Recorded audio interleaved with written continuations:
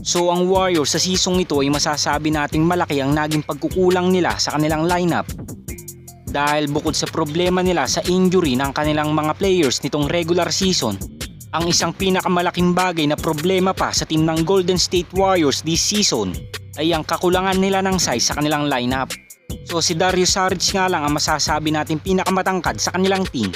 At may height nga lang itong 6'10" na sinundan nga yan ni Kevon Looney na may height na 6'9".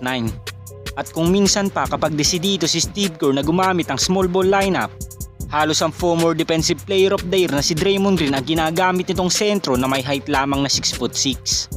So kung may makakatapat nga ang Warriors sa mga dominanting sentro sa liga, halos nakikita nga natin na pinoproblema nila ang offensive and defensive rebounds. Ngunit dahil sa bilis ng pacing at scoring ng mga guards ng Warriors, medyo nakokontrol nila ang kanilang game. Kaya naman nakakakuha pa rin sila ng panalo sa regular season. Ganun pa man kung matutugunan nga lang ito ng Warriors front office next season, siguradong magiging kakaiba nga ang kalalabasan ng Dubs. Dahil kung may rim protector nga sila gaya ni Dwight Howard at iba pang mga dominanteng sentro sa liga, sigurado makakapag-benefit nga dito sila Steph at Draymond Green. Dahil bukod sa mapapagaan ang kanilang trabaho ay may tsansa pa silang magkampiyon next season. Well, kung pinoproblema nga ng Dubs ang depensa at rebounds, pwede nga nilang kunin si Dwight Howard dahil hanggang ngayon nga ay nagpapakitang gilas pa rin to sa lahat ng NBA teams kung saan naglalaro ito ng mga liga sa iba't ibang bansa. At ngayong kasalukuyan ay nasa bansang Puerto Rico ito at patuloy nga niyang binubuhay ang kanyang karir upang makabalik sa NBA.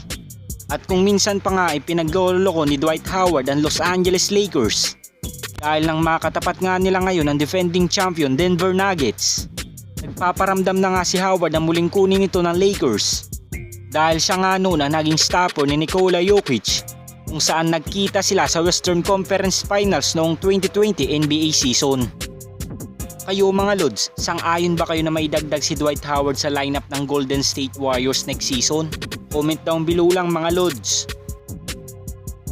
At dahil inaasahan na ng lahat ang malaking pagbabago sa lineup ng Golden State Warriors next season, isa si Gary Payton sa gusto pa rin manatili sa kanilang team.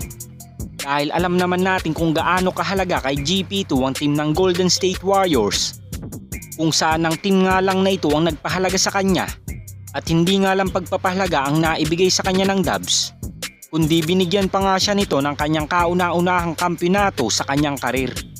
Kaya naman bilang pagtulong at kagustuhan lang nitong manatili sa Warriors, handangan tumanggap si GP2 ng pay cut sa kanyang kontrata upang makapag-sign pa ang Warriors ng ibang players next season.